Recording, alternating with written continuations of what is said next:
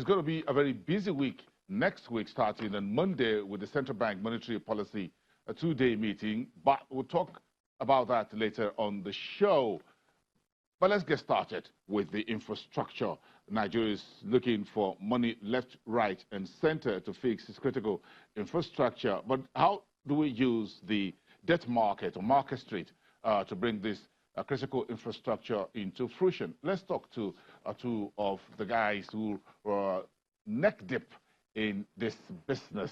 From Chapel Hill, Denham, welcome, Lanre Buluro. Good morning. It's good to have you. Good morning, Boasen. Thank you for coming to the program. And of course, Anshul Rai, who is the Chief Executive Officer of the Nigeria Infrastructure Debt Fund. By the way, the only infrastructure debt fund in Nigeria and in Africa, private sector led. Thank you, Rai, for being here. Thank you. It's great to have two of you. Nigeria needs a lot of money, and the government does not have all the money, as it were, the deep pocket to do this. So, Lanre, why is it important to explore the private sector funding window? I mean, listen, I think it's proven globally that, a private sector-led initiative like this is very efficient. The governments, should be providing an enabling environment for the private sector to finance such initiative. And we set out almost 3 years ago, and officially 2 years ago, to set up this fund. And we've demonstrated that it can be done. Led by Anshul, we've been able to talk to the investors, particularly the pension funds in Nigeria, to let them understand the critical need for long-term patient capital to finance such projects in Nigeria. Are investors interested, Anshul, from your experience? Are they interested? These are domestic capital, domestic savings.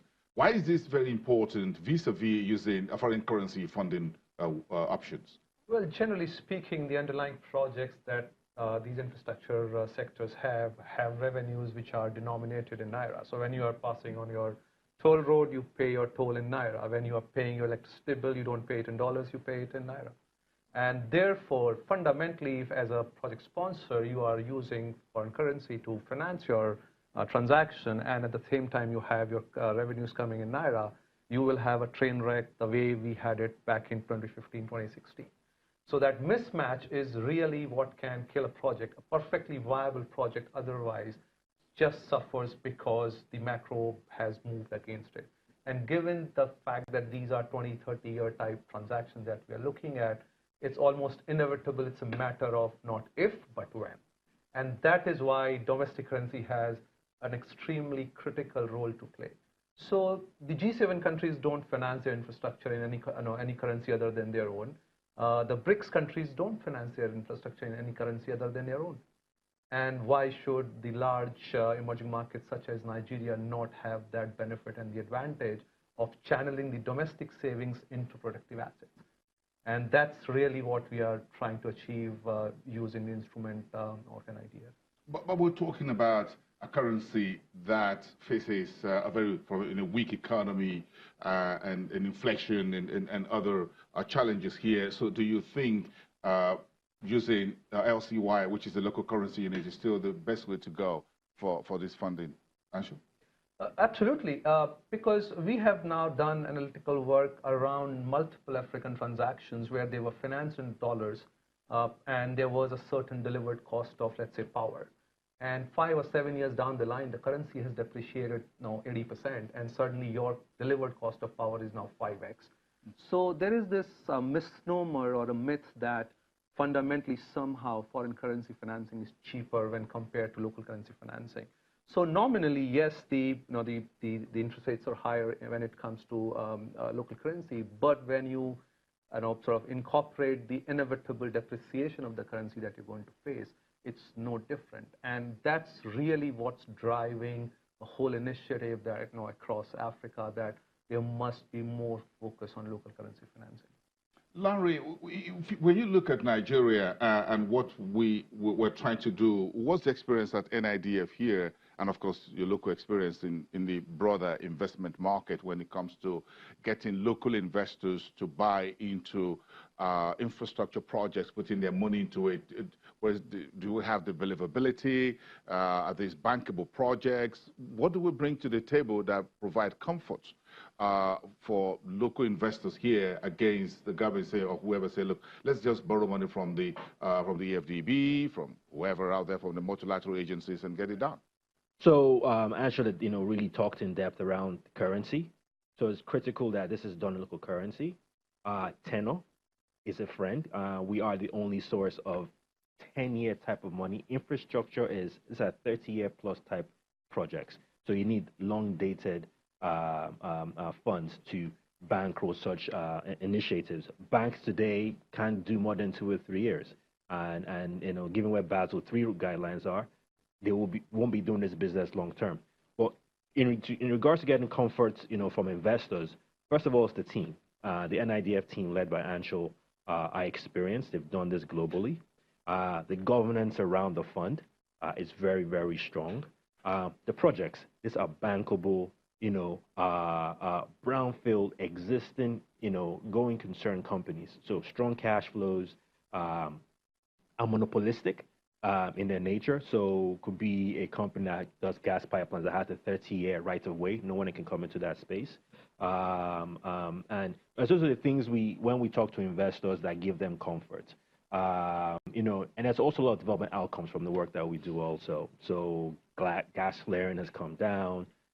Job, both direct and indirect, has been created from this. And overall, we are adding to the infrastructure stock of the country. So the core of our investor base are the pension funds, and this tick all the boxes for their investment guidelines. So it's a win-win for everybody. The size of the portfolio we're looking at here, considering the size of infrastructure deficit, speak to that to us, Anshul. What's on the table? How much in dollar terms? Well, in dollar terms, yeah, there's estimations in the master plan for infrastructure for Nigeria, which gets up to $1 trillion.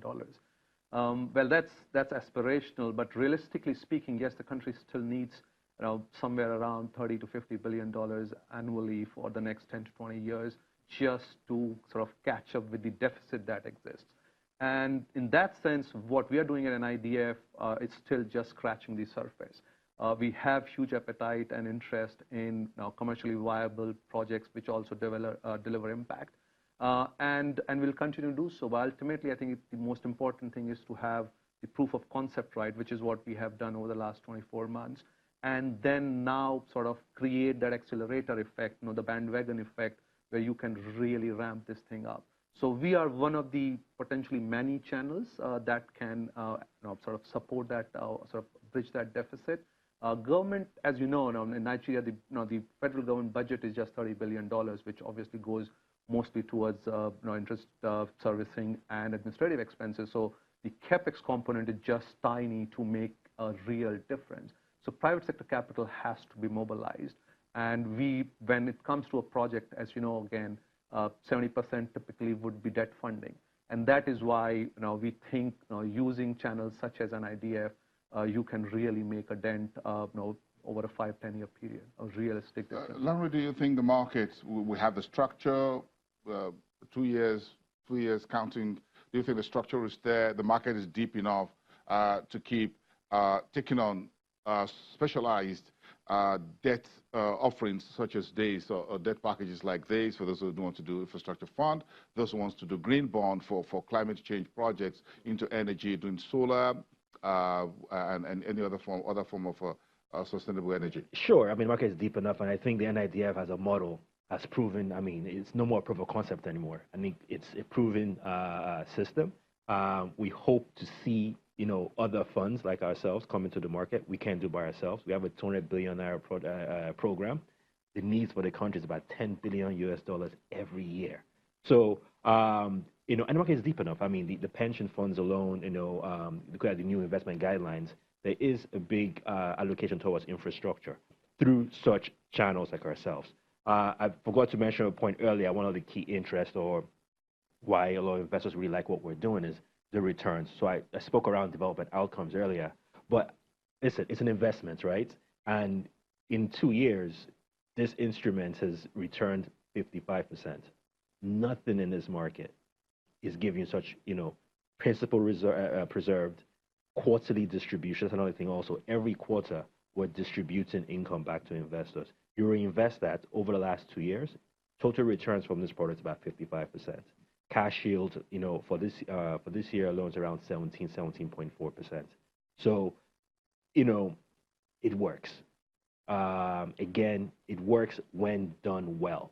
And we hope to see more, fund managers come with similar products. And we also, we just announced recently about to do another series, another capital raise again. And that's what we do. We come almost every other quarter to raise money and, to deploy into our pipeline, which has been, if you give me 20 billion naira today, I will spend it in a week. I wish I have that.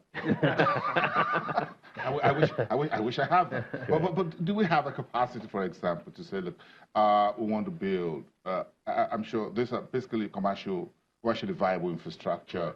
Does that include train, railways, special economic zones, seaports? The theoretical answer is yes. It will potentially could include, so the NIDF investment mandate incorporates those sectors. The question really is that are you implementing these projects in a commercially viable framework? And that's where the contractual arrangements and the underlying risk allocation is quite critical to whatever we do. So we are not sort of blind charging into any project that comes through our doors. We do decline projects. So when I said we have healthy appetite for projects, that we have healthy appetite for well-structured projects. And that's some of the work actually that as a debt provider, we are actually upstreaming with our clients, that we help them prepare projects which are bankable. So right now we're working with half a dozen sponsors where we are giving them inputs, almost like advisory work for them, and which is free advice, to come up to those standards that can then make their projects eligible for financing from So NIDF. why is this it's a recurring phrase, bankable projects? Why is that an issue here in Nigeria? Lanre, you're here. So first, what's the problem there with bankable projects? Because you think if you have so much infrastructure deficit and the figure is so high, naturally should be bankable. So it's all about a risk profile, right? So the nature of our investor base also, we need to secure their investments. So we need to, first of all, at least in this early stage, this nascent stage of our life cycle, we need to focus more on businesses that will give a return, that will be able to pay the principal and interest in a timely manner. Construction risk, that certain type of funds or monies that I know mostly might be equity investments that will go into such projects. For a debt fund, you need to start at what I'll call somewhat of a risk-free level first, and when you get to a critical mass, and when the fund gets bigger, we will, and now I'm putting Anshul on the spot here, but eventually they will look at such projects, and make sure, we have the tolerance and the framework to fund such projects. Foreign investors are interested in investing in Nigeria. Do you think the NIDF is a window for that? If they want to participate in infrastructure critical projects for Nigeria, because we need it. So if they find, well, perhaps going to the government could be a little bit very tenuous, whatever. Okay, let's look for private sector folks on Broad Street. and they say, well, perhaps we can help you folks fix this because we feel more comfortable dealing with the private sector rather than the government, the sovereign. So we do see the FDI into infrastructure coming in. Obviously, that mostly refers to the equity side. So we are working with sponsors which are substantially foreign-owned, and who are bringing in additional capital to fund their expansion plans and businesses. And in addition to that, on the debt side, so historically, before the exclusion from the JP Morgan indices, 40% of the treasury market in Nigeria used to be owned by foreigners. So now, in 6 months' time, NIDF will be the single largest non-government issuer of a single ISIN paper. And at that point, we believe that those foreign investors from North America or Europe who are looking to invest in Nigeria on a fixed income basis would definitely be attracted towards instruments such as NIDF, or green bonds or other project bonds that come through the channel of capital markets. What sectors is taking the lead right now that investors want to put their money into in Nigeria? Are these sectors that are people-based or the one that just give returns to investors? What sectors is attracting investors' money? I mean, it's a mix, if and for us, I mean, you look at our portfolio, about 50 to 60% is in the power and energy space. Power and energy, electricity. Yes, correct. And if you look at any global, infra fund, or look at the IFC or the World Bank's portfolio, 60-70% of that portfolio is mostly power. And listen, our country, and we were chatting offline earlier, the development that this country needs to embark on, or the levels where we need to get to as a country, we will never get there until we fix this power situation. I know you love your dollars. You seem to be quiet. You think that's the only way, but look at the power sector. Look at the Jankos and Disco. It's a currency issue. If you look at, they borrowed money in dollars to finance the acquisition back then. I believe the dollar was 120, 180 naira. Today it's 360. So imagine what that's done to the balance sheets and in regards to their debt service payments they have to do. And that's why infrastructure has to be in local currency, has to be long dated. If I can just add to that, so over the next 6 to 12 months, the most opportunities that we see as an NIDF are, in addition to power and energy, we see activity around telecoms. The gas flaring reduction monetization program, when that comes through, that should definitely be of interest. And we have sort of incoming inquiries. Off-grid solar is something on a commercial basis, something that we're seeing a lot of interest and activity, and we are funding some of those already. And finally, on the social infrastructure side, we think there is now a private sector-led sort of momentum that will add to the infrastructure stock on the social side as well, as much as the more commercially oriented power and transport type assets. So that's where we see in the next 6 to 12 months most of the activity. Yeah. If you folks find anyone who's interested in agriculture, please add it to your portfolio. We need food as well. Of course. But I think if we fix the energy and power, we should be able to fix a bit of our agricultural issues as well. Like what we call agri-industrialization, because if I have farm produce, I can preserve it because there's no electricity. I can process it. Yep. Yeah, so agri is all about the value chain, right? So like I said, processing, you need power, then logistics, storage. Right? In storage, you need to transport it, right? So the herdsmen, cattle issue it's a logistic issue. You go to Brazil, there are about almost 200 million heads of cattle, more than people in Brazil. Well, you won't see a cattle or cow on the road because cold storage infrastructure is what they ship the meat. All you need to do is move meat, not cow, and it's all infrastructure. Next time, Larry, we're going to have a bit of more this cattle conversation. Thank you so much. Thank you. Anshul Rai and Lanre Buluro from NIDF and Chapel Hill, Denham.